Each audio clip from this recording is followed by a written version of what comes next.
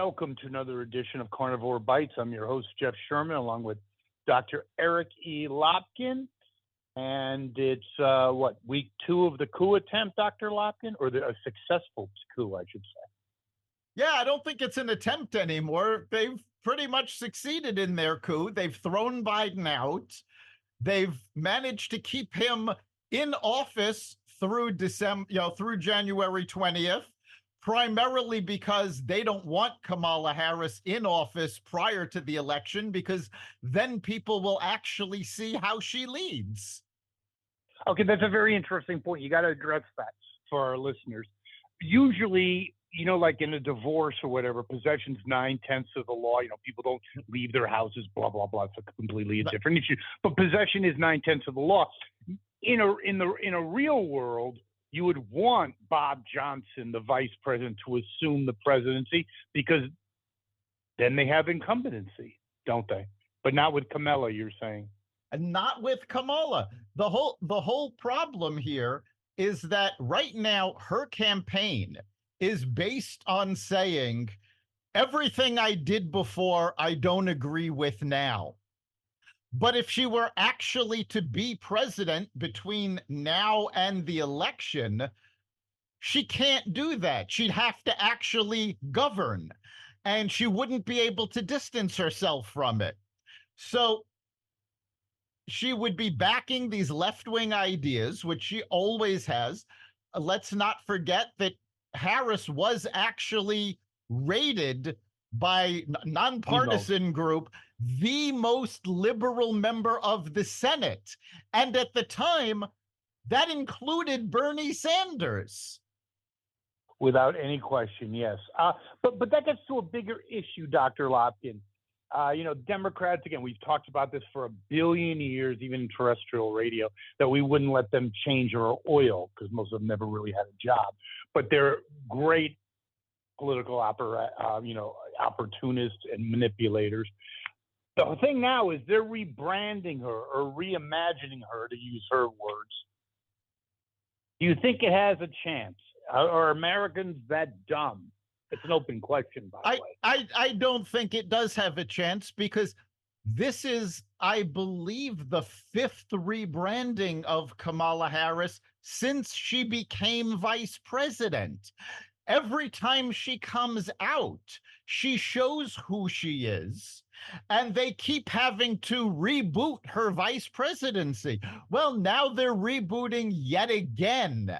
So I think people are going to see through this. And quite frankly, I don't think any rebranding, rebooting, anything they try is going to survive her actually taking questions. Once she's will she take questions, or she's going to have the same questions that Biden had in 2020, like pistachio or chocolate chip? That's a good question. Right now, she is supposed to, via Zoom, address the National Association of Black Journalists. Now, Donald Trump is addressing this convention in person, and he is going to be grilled by journalists. We will see if they actually grill her, if they give her softballs, or if they just let her read off of a teleprompter. So we will actually we'll actually know the answer as to whether or not the press is going to question her in the next 24 hours. Speaking of questioning, I would say potentially pivotal moment, 2 pivotal moments that I'd like your opinion on, and so our listeners would as well. The debate, okay, Trump, Harris, and the convention. Let's talk about the debate first. First, before we get into it, the probability of it happening, Dr. Eric E. Lopkin. I think it's going to happen. Both candidates seem to want to have a debate, and every media outlet is clamoring to host it. So there's a lot of pent-up demand for this debate. Right now, the big obstacle is that Trump is insisting that the debate occur before any early voting, which, quite frankly, is a completely reasonable position. And Harris has More not than agreed reasonable. to that. Harris, Interesting. Well, that happened with Fetterman, when he had his debate and he says, hello, I'm John Fetterman, goodbye. People were calling state offices in Pennsylvania asking if they can redo their vote. So, yeah, that's just BS, complete BS. You do the debate. And then this whole early voting, how did that morph into the bullshit thing it is now? It's ridiculous. It's a date for a reason. It's not just a date for a joke. Okay, I can see a week, one way or another, 2 weeks maybe, a month and a half. Are you kidding me? It's ridiculous. Yeah, it really has gotten out of control. And the main reason that it's such a problem is that it invites voter fraud. I mean, in 2020, and we know this for a fact, Arizona did a recount of their ballots. And they found in the recount that Joe Biden beat Donald Trump.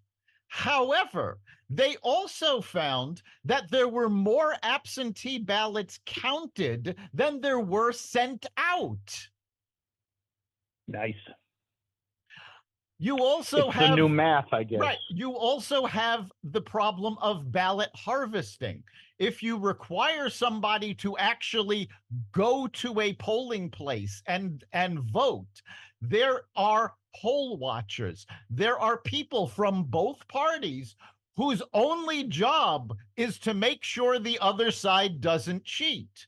When you have ballot harvesting, there is an independent person between the voter and the polling place. And it's generally not an independent person. It's a party chosen person who is going around taking the ballots, and then they are responsible for dropping them off at, where they're going to be counted.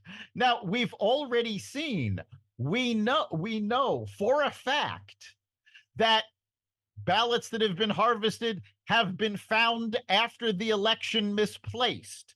They have been found in dumpsters. So it all invites election fraud. 100%. I think it should be before the early voting. I don't know if that's going to happen. I don't think it's going to be the knockout blow. However, I have seen Harris debate before, and she sucks.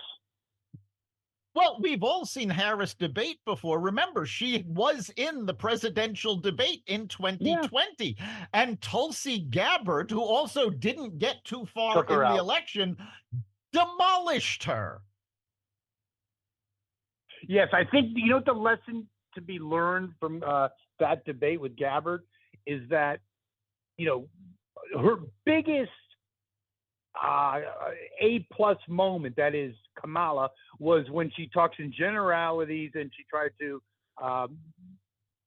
suggest that Biden was a racist, right? So she's good on those kind of nebulous bullshit issues, right?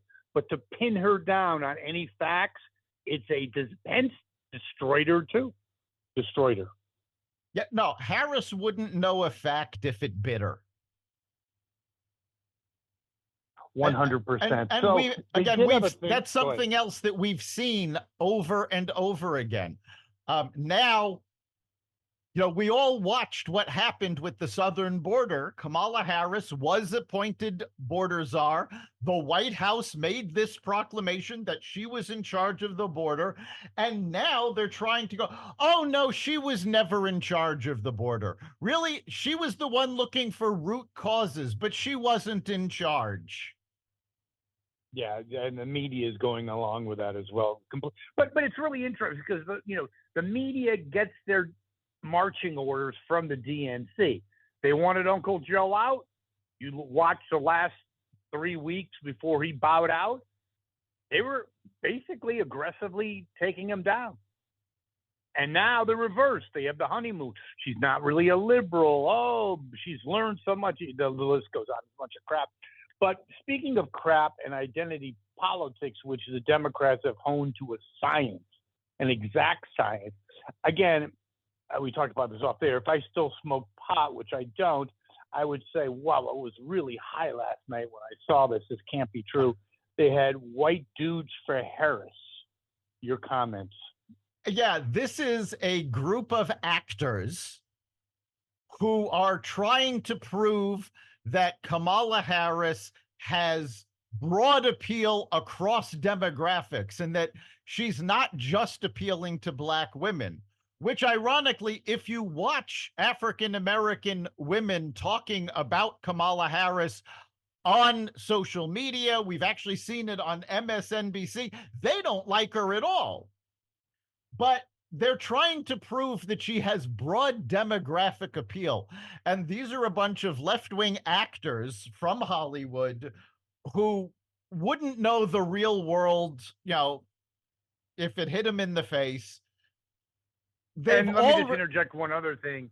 If you're going to do the remake of The Dirty Dozen, a classic from 1965, these white dudes, you wouldn't be drawing from this pool of ultra macho guys. I mean, the level of testosterone in that group was like a wading pool in the kiddie section. Yeah, well, I mean, if you think about it, though, that has been the Democratic platform for at least a decade, if not longer. Remember, they were pushing the idea that, toxic masculinity, it's bad to be a male. Testosterone is evil. And these are the people that went along with that. Well, guess what? It's not bad to be a man. It's not bad to be a woman. Be yourself. Don't listen to any of these idiots saying, oh, you have to be like us. No, you have to be like you. And if that means being traditionally masculine, go for it.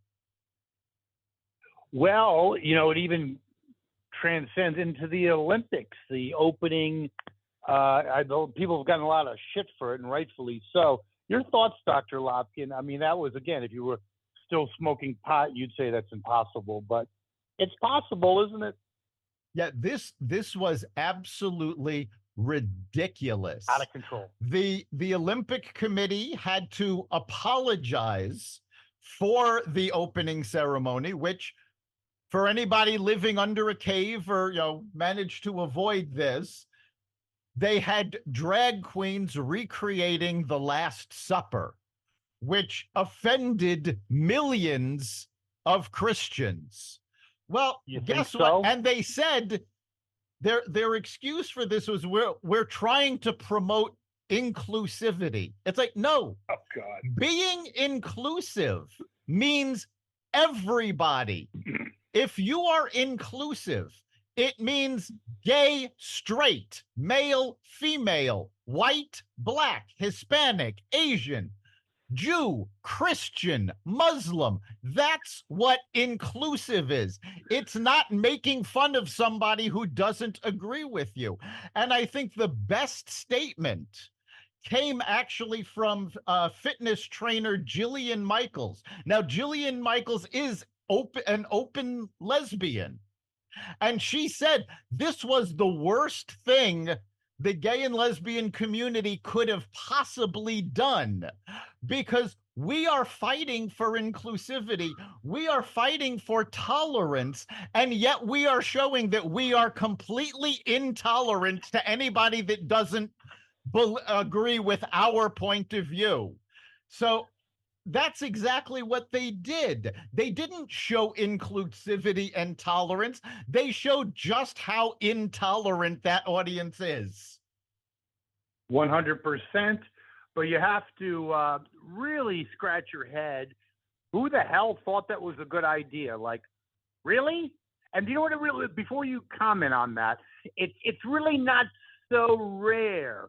Like Disney, like approving movies with, some transgender super, they just get so insulated that they don't understand who their target audience is. I think that's true.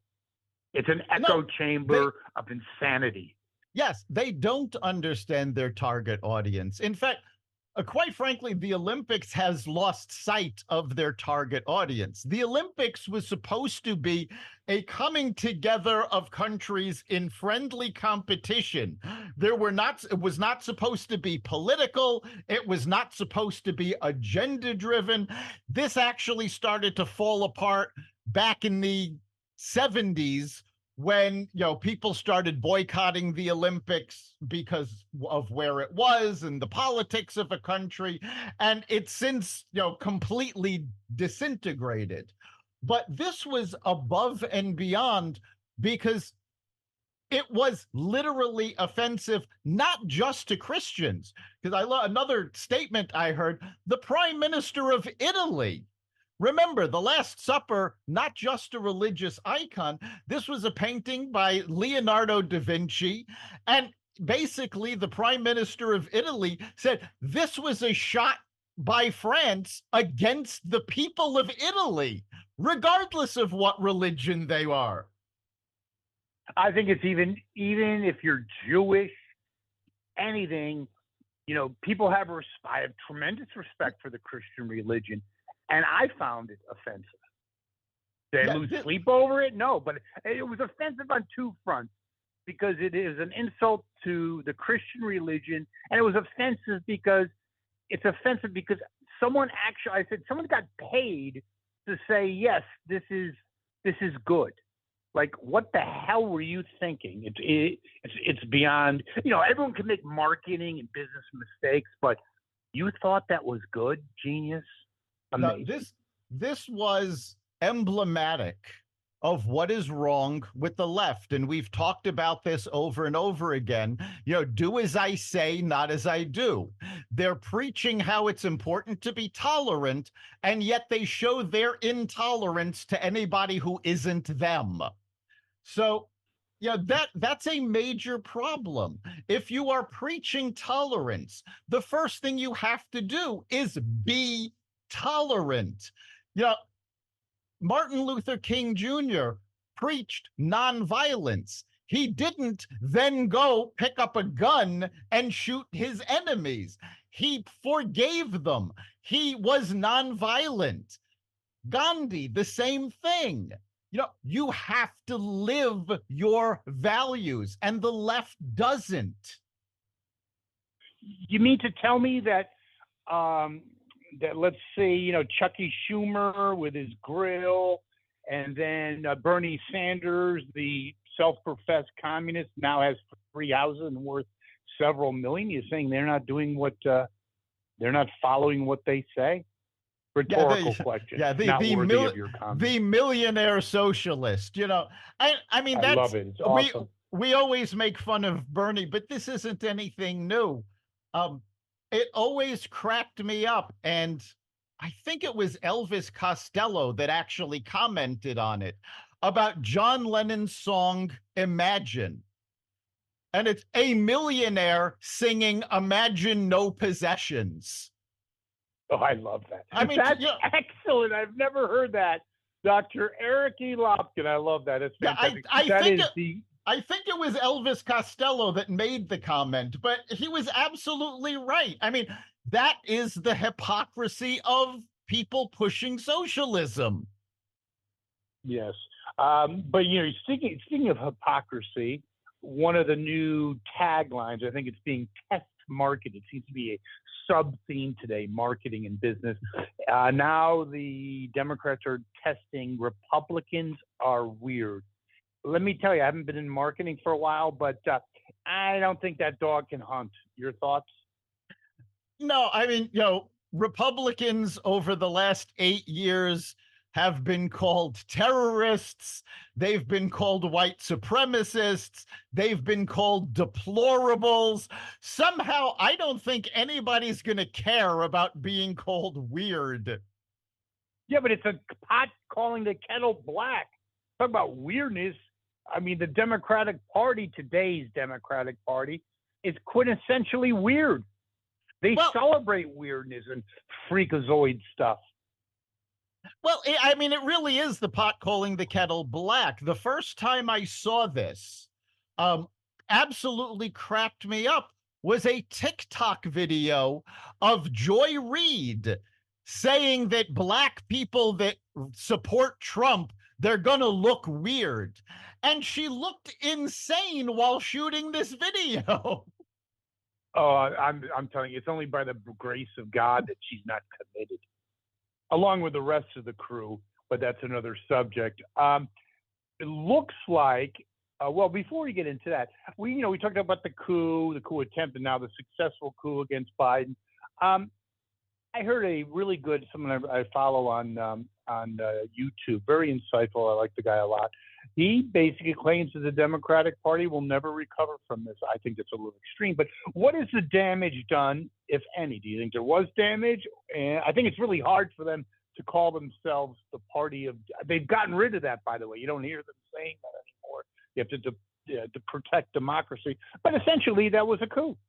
A palace coup. Yeah, the Democrats lost the ability to say they're trying to protect democracy when they have put up a candidate that nobody has voted for. And I don't know if the damage is permanent, but there has been quite a lot of damage, because I have heard personally from Democrats who have said, you know what, I cannot vote for Kamala Harris because there was no primary. If Kamala Harris had won a primary, or if they had or got one vote, got one, even if they had allowed a primary, because quite frankly, remember, RFK Jr. was originally running as a Democrat. If RFK Jr. had been allowed to continue in the primaries, and then they said, well, Biden has to pull out, RFK got the next highest votes in the primary, so he will be the candidate. That would have been fine with most Democratic voters. But because there was no primary, because nobody elected Kamala, you have very liberal groups who have come out and blasted the Democratic Party, not the least of which is Black Lives Matter. Black Lives Matter, not only have they refused to endorse Kamala Harris, they have blasted the Democratic Party for putting her in place without any input from the voters. And let's face it, the Black Lives Matter movement allegedly is Kamala Harris's base. And if her own base is saying, no, this is wrong, we can't support this, that is going to cause major damage to the Democratic Party. And I mean, say what you will about Donald Trump not participating in the primary debates. He was still on the ballot. He was still campaigning, and he still had to win the primary to get the nomination. No question about it. In fact, Mr. Trump is going back to Butler. Your thoughts on that? Well, I think he has to. I mean, that's basically saying, you tried to take me out, you failed, I'm back. This is his, well, now truly badass image.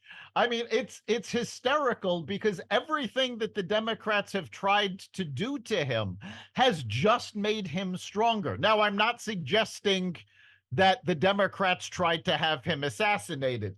There are far too many conspiracy theories going around. I'm not going to buy into any of them. But the fact that he survived an assassination attempt, got up, and then basically ran the convention, whereas Biden got COVID and went back to hiding in the basement.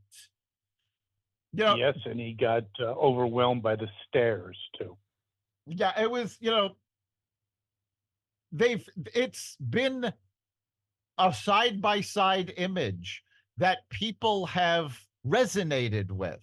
They know that the Democrats have been hiding Biden's condition for years, and it's already come out. Chuck Todd was asked about it in 2021. So that's even before Biden was in office for a year. And something that most people are not going to forget is that Kamala Harris was complicit in hiding that from the American people. Do you know how many clips there are of her saying he's never been healthier? He's doing gymnastics and he just got through power weightlifting. That's got to bite her in the ass. Along with, you know how many clips about blow up insurance?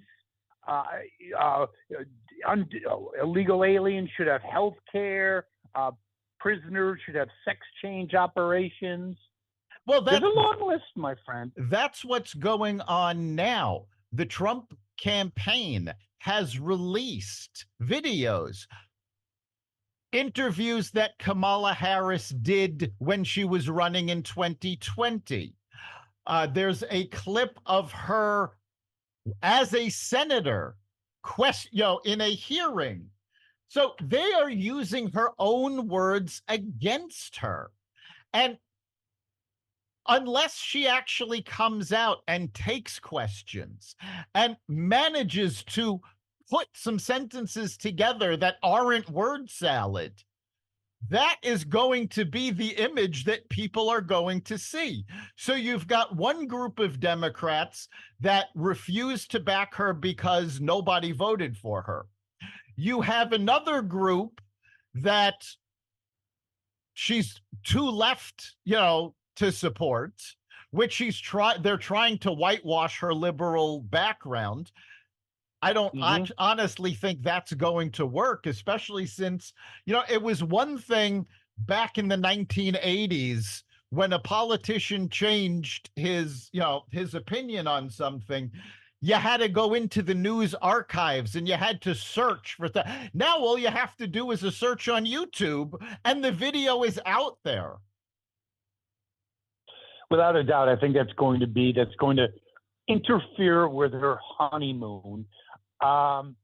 We look at where this election is going, and it looks like Josh Shapiro of Pennsylvania seems to be the front runner. There's three, but he seems to be number one for the VP stakes. Your thoughts? Yeah, that's going to be. He's a first-term governor. That's going to be very interesting. I don't know much about Shapiro other than the fact that he is Jewish and he is still serving his first term as governor.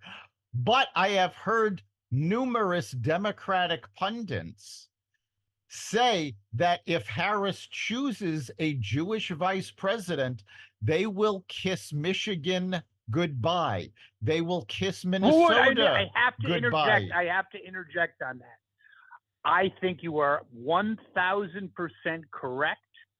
And I think what you're doing is flipping. And I don't know if you're going to really even flip Pennsylvania because he won to some nutcase that Trump supported. I forgot his name, Carl, whatever, running for governor. He was a total whack job. And that was one thing, Trump completely screwed up the 2022 election. But so he's only, so you could possibly flip Pennsylvania, but there is no way that's going to play in Michigan, correct? Yeah. So, the question becomes, is this man a capable vice presidential candidate? And again, I don't know his record. I don't know his qualifications. So I can't comment on whether or not he is or not. But you have to look at, is he going to bring in enough votes, especially since it looks like J.D. Vance is going to make it very hard to beat the Trump campaign in the Rust Belt. I need to ask you a question about J.D. Vance. He's become increasingly under attack. I mean, and one thing I think is amazing, people get freaked out because he made single women with cats. Like, that's so benign. But he's been under attack, and on CNN, I don't think it's true. They're saying, oh, Trump's considering getting rid of him. So you still see him as an asset, Dr. Eric Elopkin. Oh, J.D. Vance is definitely an asset. And if you think these attacks really bother him, remember that he served as a United States Marine. He brought himself up from abject poverty to be a venture capitalist in Silicon Valley and a U.S. senator. His accomplishments are many. Now, I think where J.D. Vance is actually going to be slightly a liability is when people attack Kamala Harris on her record, because J.D. Vance was strongly against Donald Trump and he changed his mind. So I think it's a positive. Harris is going to be able to say, well, I changed my mind on that issue. I learned my lesson, and you can't criticize me for changing my mind without criticizing J.D. Vance for changing his. I like your point, but I think it's different. How do you like that? I think one of them are really issues related. I don't think J.D. Vance had such a problem with Trump about issues. He just didn't like him personally. That's a little different breed of cat, because you could say, hey, listen, I thought the guy was an ass. I thought he was a blah, blah, blah, and a boo, boo, boo. But after seeing him for a while and looking at his leadership, I came to realize I was wrong. It's different than saying, it's like when Kerry says, I was for the war until I was against it, or vice versa, or whatever. Yeah, it is different. And that's what the Trump campaign is going to have to fight on. In fact, there are many situations that have come up where somebody has been absolutely against Trump. They didn't like him. They said they would refuse to support him. Lindsey Graham. And then they met him. And then they spoke with him and they changed their mind, because your mind can be changed when you have access to information. And if you don't know somebody, you can't say you don't like Trump personally if you've never met him personally, because all you're going on is what the media is spinning. So, yes, it is different, but I don't think the Democrats are going to split hairs over that. I think they're going to try to use that to defend Harris. And I think, quite frankly, it'll backfire on them. 100% agreement on that. You're looking at what's going on in Israel. Israel attacked the Iranian leader in Lebanon. And also we have another true Jewish supporter of Israel, that is Chucky Schumer, refused to shake Netanyahu's hand as he gave his address to a joint session of Congress, although he did shake his hands behind closed doors. Is that the definition of a that is hypocrisy? I mean, and cowardice, and definitely cowardice. Yes, I mean, Kamala Harris, the first decision she made on her campaign was to go speak to a sorority rather than preside as vice president over the joint session of Congress where Netanyahu was speaking. So, yeah, there is so much hypocrisy in the Democratic Party that, quite frankly, I don't understand how any person who considers themselves Jewish can support that party. Now, talking about Israel, though, this has been a very important several days, because they took out the Hezbollah commander that was in charge of the missile attack that killed children on the soccer field. They took out the political leader of Hamas. The leader of Hamas was in Iran at the time. The Hezbollah commander was in Beirut at the time. So Israel has now very forcefully said, we have had enough. We don't care where you are. We're taking you out. I really think that's really quite fascinating. And you juxtapose that when you look at Iran's attack on Israel when a third of the missiles didn't even take off. And then you have over 1,000-mile distance attack on the Houthis, whatever the heck they are. The Houthis. well, yeah, whatever. Bunch of morons. But anyway, the point is, I think Iran. I think the power shift. I think Iran's paying notice. What do you think? Oh, Iran is definitely starting to take notice. And in fact, they are worried. How do we know this? Because the United States intelligence agencies issued a statement saying they have found evidence that Iran is working to influence the US election in favor of Kamala Harris. Oh, Why? why wouldn't you? If I was every leader of consequence in the world, I would say if you spent 10% of your GDP on Kamala Harris, that is money well spent, because you will have no one guarding the candy store. No one. And that's the problem. Iran knows if Trump becomes president, all of the sanctions are going to be enforced. He will impose new sanctions.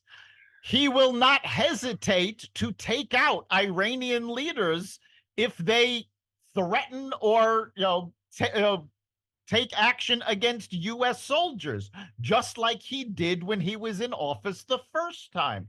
So Iran knows if they want to continue their influence in the Middle East, which is primarily their funding of terrorism. That's basically how they have influence, is they fund terrorism.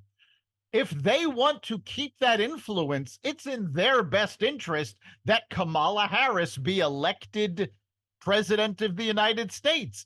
And again, the U.S. intelligence officials are the ones that issued the statement saying, yes, we have seen evidence that Iran is attempting to tamper in the election in favor of Kamala Harris. Money well spent, I would have to say. Again, on the political realm of things, though, there was an investment billionaire, I believe he was Jewish, by the way, who was talking about, how things were going to shake out in the election.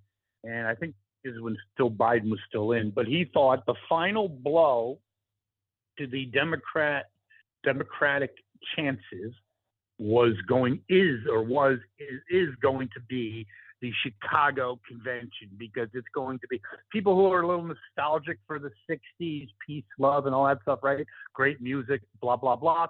It might be returned to 1968. Both are in Chicago, by the way.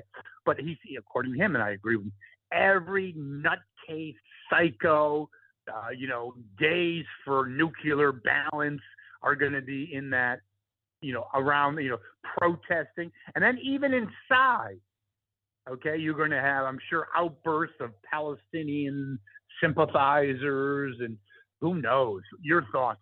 It may not be a good look, and I don't think the media can put a kibosh on it. Yeah, the Democrats definitely have an uphill battle with their convention. First of all, we already know that pro-Hamas protesters are going to be protesting at the Democratic convention.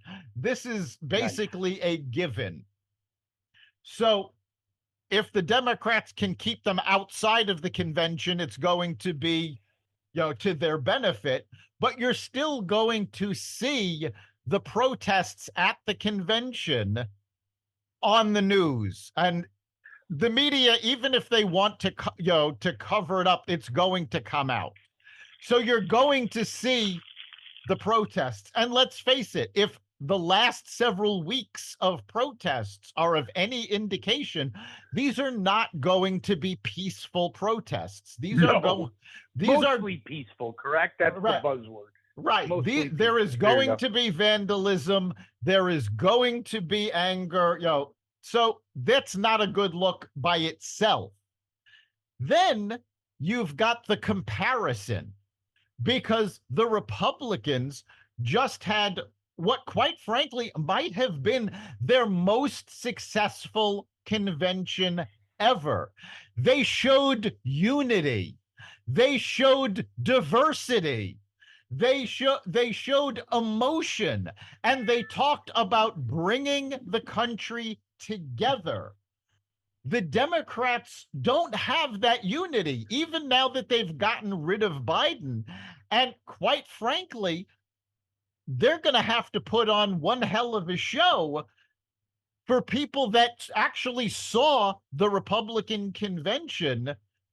There's going to be a compare and contrast. So they're going to have to show just as much unity as the Republicans. They're going to have to not attack the Republicans because the Republicans didn't attack them. They're going to have to talk they about can't help themselves on that. They're going to have to themselves. talk about how they're going to unify the country. And at this point, I don't think they can do it. I don't think there is enough unity within the party to be able to stand together like that. And that's going to hurt them. I would 100% agree. And on certain issues like the Arab-Israeli conflict, they're going to have to mealy mouse walk a tightrope, which means when you try to please everyone, you please no one. Speaking of not pleasing, the Fed chairman came out, I never thought I'd hear this, that our $35 trillion, thanks to the Inflation Reduction Act, just kidding, our $35 trillion debt, we cannot pay that off. Yeah, excellent. That's a frightening thought, because it literally means that China, who holds quite a lot of American debt, could shut our economy down by calling it due. That is terrifying. And it also, unfortunately, gives politicians cover. And I'm not going to talk Democrat versus Republican because they're both guilty of this.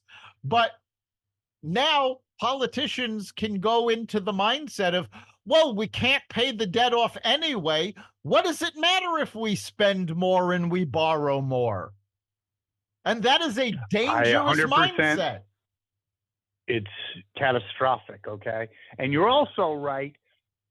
Let's say I owed you a couple $100,000, right? And you didn't. You did a couple things that I wasn't really happy with. I go, Lotkin, I'm really sick of this. And you go, all right, then just pay me the 200. I mean, basically all the bravado and the tough talk about China. Hey, they own you, dude. Right, and more than that, though. If somebody owed you $100,000 and you couldn't pay them back, and you told them, no, there's no way I'm ever going to be able to pay this off. If they continue to ask to borrow money, would you do it? Of course not. Wow, Dr. Eric Lopkin, 100%. Yes, good call. So that is going so the to bank is drying up. Yeah, that is going to damage America's reputation in the world and our economic reputation, and it's going to cause it to be harder for us to borrow. And since we basically run our government on debt financing, that has the capability of crippling us. 100% agree. Now, we've talked in a little lighter note, we've talked about this, but she's one of my favorites because Norah O'Donnell, very, just like J.D. Vance, came up from dire straits, right? I mean, one time, believe it or not, there was a missing potato at the buffet, okay? She is now going to be leading CBS Evening News. Oh, wow, Norah. Yes, Norah O'Donnell. Does that make you sad? Oh, yes, I'm heartbroken. Norah O'Donnell has announced that she will leave the CBS Evening News, not CBS News. She will still work for the network, but she will leave the Evening News right after the election. And I have to tell you, my first thought when I heard that was Norah O'Donnell knows that Donald Trump is going to win the election. And that's why she Why do you wants to say that, leave. Dr. Lop? That's why she wants to leave the evening news, because she doesn't want to have to report on things that Donald Trump is doing to strengthen this country. She wants to go off. Her assignment is going to be, I think they called it reporter at large, where she's going to work on longer term projects, doing interviews with actors, with activists. Oh, whoa, no. That's what she should have done to begin with. As a hard news person, she had no street cred. It was a joke. The only reason he got that was probably she got her first job because daddy probably was some influential person after she graduated Georgetown, probably on a legacy. Please, you could make me ill. Yeah, she's never and I'm been. Sure she would. She's never been good at hard news. But I honestly believe the reason she made this decision, and as far as I can tell, I looked into it, it was her decision. CBS didn't say, we don't want you doing the news anymore. This was her decision to leave. And I honestly believe it's because she knows that Donald Trump is going to win the election and doesn't want to have to cover his administration. Do you feel bad for her that now she's going to have to spend more time at Chardonnay parties in Georgetown? Oh yeah, that's my heart bleeds for her. This is somebody else who, got advantages that she did not deserve, she did not earn. Zero. She was never, and quite frankly, she showcased how bad she was at reporting hard news when she was one of the anchors of CBS This Morning, when Adam Schiff would come on the show, lie through his teeth about the Steele dossier and about all the evidence that he had against Donald Trump. And even after the special counsel report came out saying there was no evidence, there was no proof, they never questioned Schiff on this. They just let him lie. It's called follow-up questions. I believe that's called journalism 101. Yep. Anyway, when your father got you into Georgetown and got you your first big job, you really don't have to pay attention to the classes, do you, Dr. Lopkin? I guess not. There you go. Then we look at Venezuela with Maduro. Some scary things going on there, and some things that reflect a little bit the Democratic Party's view on certain things as we look at the courts. Yeah, if you take a look at what is going on in Venezuela right now, President Maduro was just allegedly reelected. And I say allegedly because not only is the U.S. challenging the results of the election, 6 other South American countries are challenging the election. They believe there was widespread fraud. And why is this important for America? Well, because the first thing Maduro did when he took office in order to solidify his power was he, quote unquote, reformed the country's Supreme Court, which is exactly what the Democrats are trying to do now so that they can get their policies through the courts without actually having to make them legal. I find that offensive because they're the party of democracy, Dr. Lockton. How can you say that with good conscience? Yeah, they're the party of democracy. They're trying so hard to defend democracy. And yet, time and time again, they have tried to ram regulations through executive orders that needed to be done by the Congress. They have tried to change the rules when Congress are the ones that have to do this. So Congress, even under the Democratic-controlled Congress, did not have the votes to push these left-wing ideals through. So the leftists have been trying to bypass Congress, and that is illegal, and the courts have slapped them down. In fact, the student loan forgiveness, every time, every time Biden has tried to get this passed, he bypassed Congress. He tries to create administrative rules that allow him to do this. And the courts have said, no, you do not have the power to do this. Congress controls the purse strings. Congress has to do this. And he keeps ignoring the courts and trying to move forward on it. So now they said, well, the courts won't back us. Let's change the courts. Change the rules. Well, that's the definition of democracy, isn't it? If it doesn't work for you, then you change the rules. You change your candidate. What else do you want to change? Let's change the number. How about the number of states?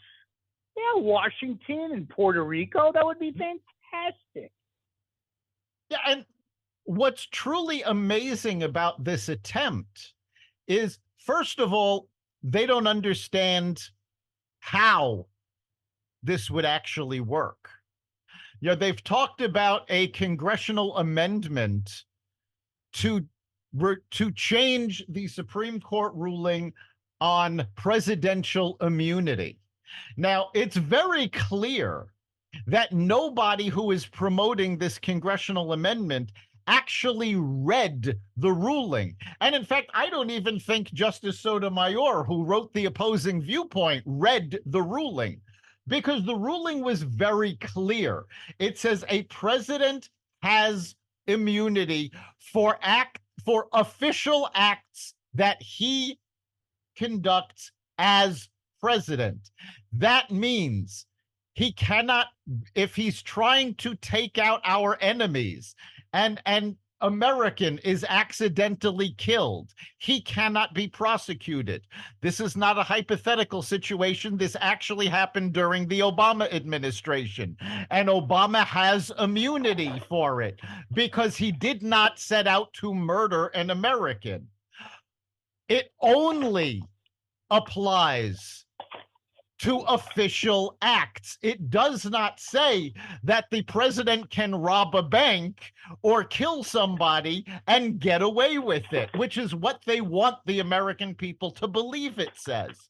So they want this congressional amendment against something that doesn't actually exist. And they don't realize how hard it is to get. They don't understand how difficult it is to get a congressional amendment through, because you need 2/3 of the House to approve it, not a simple majority. You need 2/3 of the Senate to approve it, not a simple majority. And you need 2/3 of the state legislators. Oh, details to pass this. Well, guess what? Even congressional amendments that had broad bipartisan support took years to go through the process. And Biden thinks he can push this through before he leaves office. Worse than that, his handlers too. Worse than that, there was one of the things in the proposal that he made about limiting the terms of a Supreme Court justice to 2 years, or the president got to appoint somebody every 2 years. I don't remember how they phrased it, but the idea of it was to remove the lifetime term of a Supreme Court justice. Now, whether you agree with them having lifetime terms or not, the lifetime term is actually mentioned in the Constitution, which means you can't change that without another constitutional amendment. So he actually wants to try to pass 2 constitutional amendments in the next 4 months. It's never going to happen. I think it's just called optics. He wants to diffuse from what's now a failed presidency. Anyone who leaves or doesn't, it's always gone down. You can put the asterisk, failed presidency. So he wants to go out as Scranton Joe, Fighting Joe, Smoking Joe. But basically we'll be seeing less and less of him. You'll be like Loch Ness by the time it's done. Wouldn't surprise me. And what's really funny, we mentioned earlier how videos are coming out about all of Kamala Harris's interviews and what she has stood up for. Well, as soon as Biden announced his ideas to reform the Supreme Court, videos surfaced of him as a senator fighting against Supreme Court reform, and specifically fighting against some of these ideas that he just proposed. Why? Because they are not feasible, and the only reason he is fighting for them now is to kowtow to the extreme left. Because if the Democrats cannot convince the extreme left that they are going to keep supporting them, they will stay home in the election. Well done. That's 100%. Rile up the base, play victimization, all part of the Lewinsky playbook. So, Dr. Lopkin, another great show. We'll be back in 2 weeks, won't we?